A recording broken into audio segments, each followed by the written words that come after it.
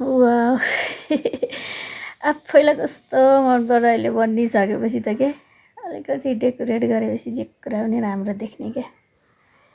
यो चाहिँ म पोटली ब्याग बनाउँदैछु है। यही यसको चाहिँ अब अलिकति भिडियो लामो छ तर पनि हेर्नुहोस् ल, हेल्प हुन्छ हजुरहरूलाई सिक्नलाई। यसको चाहिँ चौडाइ 10 इन्च र लम्बाइ चाहिँ 11 इन्च राखेर मैले यसरी काटेँ है।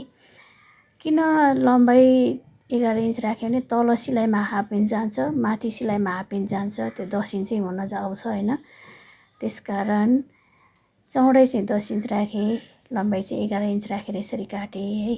अब यो चाहिँ यो राउन्ड चाहिँ यो बैठक हो, त्यो पोटली ब्याग ठ्याक्क अडेर बस्ने चाहिँ बैठक हो। यो चाहिँ मैले सर्टको बक्रम हुन्छ नि, जुन कलर अनि कफहरू बनाउने बक्रम हुन्छ नि, हो त्यो बक्रम चाहिँ त्यही पोटली ब्याग बनाउनलाई भित्री कपडामा चाहिँ लिएको, भित्री कपडामा चाहिँ यसरी टाँसेर यसरी राउन्ड एउटा केही चिजले चाहिँ राउन्ड गरेर चाहिँ यसरी काटेर चाहिँ मैले सिलाएँ होइन। सिलाइसकेपछि चाहिँ यसलाई चाहिँ अलिकति राउन्ड चाहिँ अलिकति राम्रै राउन्ड बनाउनुपर्छ। अनि जुन अघि हामीले कटिङ गरेको 10x11 को कपडा छ नि, हो त्यही सेम बराबरको भित्री पनि काट्नुपर्छ र यसलाई चाहिँ केही होइन, साइडमा सटर त्यो ठाडो जोड्ने मात्रै के। अहिले चाहिँ यसरी ठाडो जोडेँ है। जोडिसकेपछि अब यसलाई म के गर्छु भने अब उल्टाएँ, सुल्टो बनाएँ मैले है। यसरी सुल्टो बनाइसकेपछि अब चाहिँ के गर्ने भने जुन त्यो बैठक हुन्छ नि, हो त्यसको चाहिँ टक्क राउन्ड सिलाउनको लागि फर्स्टमा चाहिँ बाहिरीमा मात्रै जोड्ने के। हुन त सक्न त भित्री र बाहिरी एकैचोटि जोडेर गरिन्छ कि, तर यो अलिकति नमिलो भने फेरि उधार्नु पर्ने हुन्छ। त्यो गर्नु भन्दाखेरि बरु यसरी नै गर्ने के, जसरी इजी हुन्छ, जसरी आफूलाई सहज लाग्छ त्यसरी गर्ने। यसलाई चाहिँ मैले यसरी बाहिरमा मात्रै जोडेँ, बिस्तारो बिस्तारो जोड्नुपर्छ किनभने खुम्चिन्छ नि त, खुम्चिन्छ, सिलाइ बाहिर जान्छ। त्यसै पनि यो कपडा लुच्छिने कपडा हो, लाछिन्छ होइन। यो चौबन्दी त मैले बनाएँ तर यो कपडाको चाहिँ कस्तो हुन्छ भने अलिकति लाछिन्छ के, तर पनि तासको कपडा हो नि त।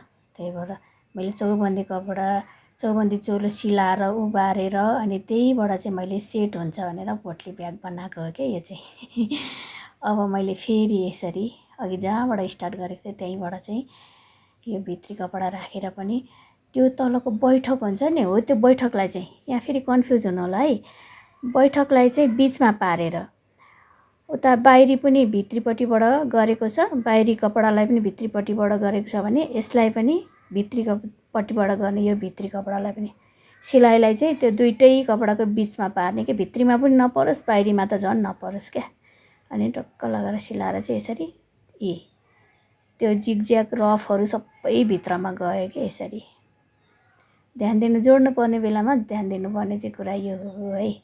सिक्दै गर्ने मान्छेहरूलाई चाहिँ कति आनन्दले भयो नि त एकैचोटि होइन। उधारिरहनु परेन, सिलाइ खुस्केर बाहिर गएन, कस्तो मजाले आनन्दले भयो नि त। पहिला बाहिरीमा गर्ने अनि कहिलेकाहीँ त्यो राउन्डमा अलिकति सानो ठुलो पनि हुनसक्छ, त्यसले अलिकति मिलाउन पनि सजिलो हुन्छ त्यो एउटै पल्लामा मात्रै गरियो भने होइन। त्यसरी गर्ने। अब फेरि यसलाई यो माथि मुखमा रफ छ नि त, यसलाई अब टक्क भित्रपट्टि पारेर सिउने है, बिस्तारो सिउने। त्यसै पनि धागोहरू निस्केको कपडा छ नि त, यस्तो कपडामा निस्किन्छ नै धागो त होइन। अनि रफ देखिनु पनि भएन, सिलाइ फिनिसिङ राम्रो हुनु पर्यो। टक्क लगाएर सिलाउने, बिस्तारै बिस्तारै सिलाउने होइन। हेर्नुहोस् है, भिडियो लामो भयो तर पनि हेर्नुहोस्, हेरिसकेपछि जानिन्छ। अब यो चाहिँ मैले त्यो डोरी राख्नको लागि है, मैले चाहिँ यो हजुरहरूलाई देखाउनकै लागि मैले यसरी चाहिँ फिटले कोरेँ। यसलाई चाहिँ त्यो कपडाको माथि मुखबाट 1 इन्च तलमा त्यसरी ठ्याक्क फेरि हाफ इन्चको ग्याप पारेर के, 1 इन्च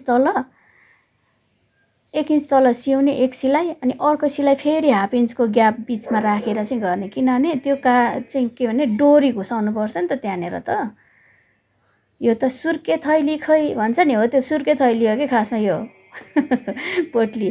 त्यो बिचमा हामीले ग्याप राखेको हाफ इन्चमा चाहिँ यसरी डोरी घुसार्ने दुईतिरैबाट होइन। यसरी एकतिर यो भयो, अब त्यसलाई फेरि अर्कोतिरबाट घुसार्नुपर्छ है। यो कन्फ्युज चाहिँ हुनु हुँदैन, दुइटै फेरि एकैतिरबाट। मैले सिक्दाखेरि एकचोटि दुइटै चाहिँ एकैतिरबाट पनि घुसारेको थिएँ कि त्यो हुन्छ एक अब यसरी साइडबाट यसको चाहिँ म झुम्का बनाउने है। हेर्नुहोस् त